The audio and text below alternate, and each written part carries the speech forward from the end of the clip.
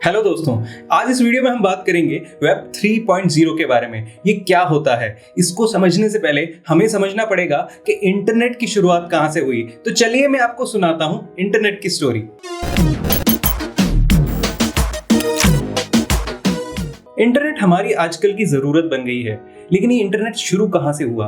तो 1989 में एक साइंटिस्ट हैं जिनका नाम है टिम बर्नर-ली।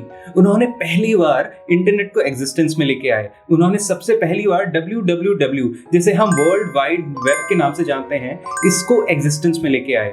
इसके बाद में 1992 अराउंड 1992 में ये www पब्लिक कर दिया गया।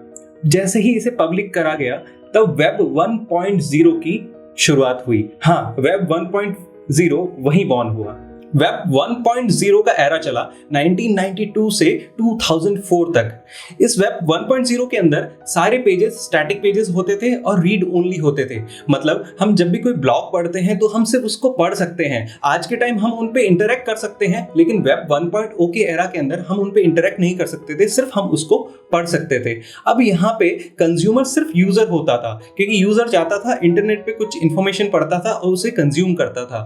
अब बड़े बड़े बिजनेसेस ने क्या किया, अपने अपने वेब पेजेस ऑनलाइन करना स्टार्ट किया, इंटरनेट पे अपलोड करना स्टार्ट किया। लेकिन क्योंकि वो एक बिजनेस है, उसे ROI भी चाहिए, रिटर्न ऑन इन्वेस्टमेंट भी चाहिए। तब सोचा गया कि इस बिजनेस को हम कैसे ROI दिया जाए, तो हमें एक नई टेक्नोलॉजी की जरूरत है। तो इस टेक्नोलॉजी का अब नाम दिया गया वेब 2.0।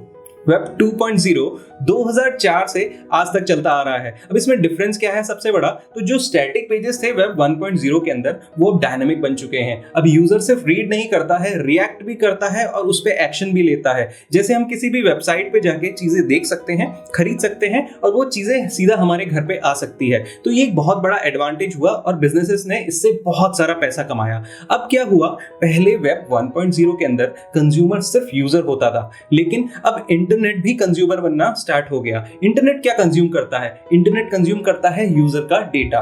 रीड एंड रिएक्ट का मैं अगर बेस्ट एग्जांपल आपको दूं, तो अगर आप अभी सब्सक्राइब का बटन दबा देंगे तो मेरा चैनल आपके यहां सब्सक्राइब हो जाएगा। तो ये होता है सबसे अच्छा यूज वेब 2.0 का। ये डेटा इतना इंपॉर्टेंट क्यों होने लगा? इस डेटा की वजह से अब बिजनेसेस क्या करते थे, जैसे मैंने आपको समझाया, क्यूरेटेड सी फीड आपको दिखाते थे, आपको जैसा पसंद है वैसा ही एड आपको दिया जाता था। अब वेबसाइट पे जो स्ट्रक्चर चेंज हो रहा है वो यूजर की लाइकिंग के हिसाब से चेंज हो रहा है, इसलिए जो डेटा है वो नेक्स्ट गोल्ड बनने लग गया। अब इसी समय मशीन लर्निंग एग्जिस्टेंस में आई। मशीन लर्निंग एक्चुअली होता क्या है? अगर मैं सिंपल भाषा में आपको समझाऊं तो मशीन लर्निंग का मतलब होता है मशीन आपकी एक्टिविटीज को लर्न करेगी। मतलब आप जो भी इंटरनेट पे एक्टिविटी कर रहे हैं, आप किसी चीज की फीड देख रहे हैं या फिर कोई प्रोडक्ट देख रहे हैं या फिर आप कहीं खाना खाने जाते हैं तो वहां ऑनलाइन बिल पे कर रहे हैं, तो मशीन लर्निंग के द्वारा वो आपकी लाइकिंग और डिसलाइकिंग समझ लेगी और आपका नेक्स्ट मूव क्या होने वाला है उसका प्रेडिक्शन भी कर देगी।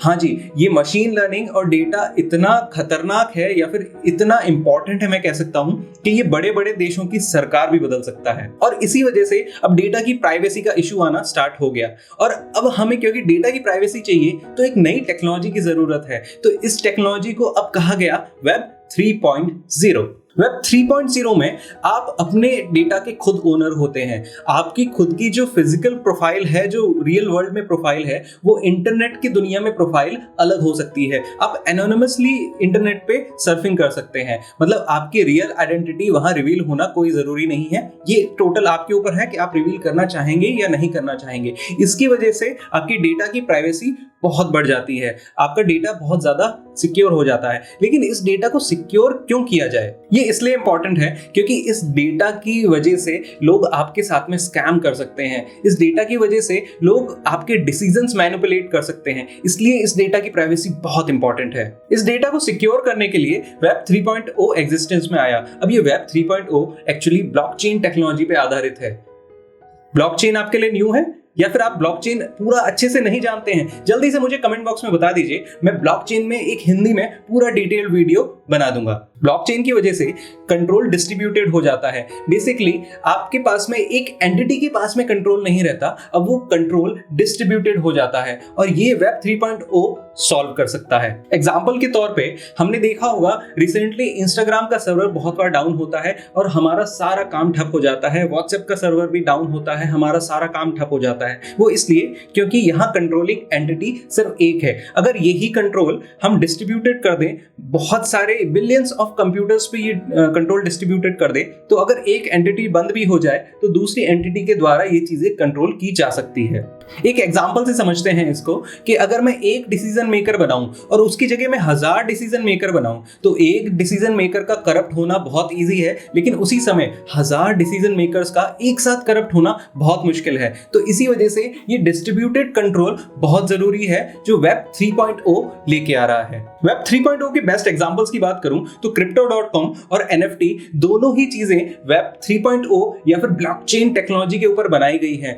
दुनिया भर की सरकारें इस चीज को अपना रही है और यही फ्यूचर होने वाला है। आज हम 3.0 के बारे में इतनी ही बात करेंगे। अगले वीडियो में हम करेंगे कुछ और डिस्कशन डिजाइन के बारे में। तब तक स्टे ट्यून्ड।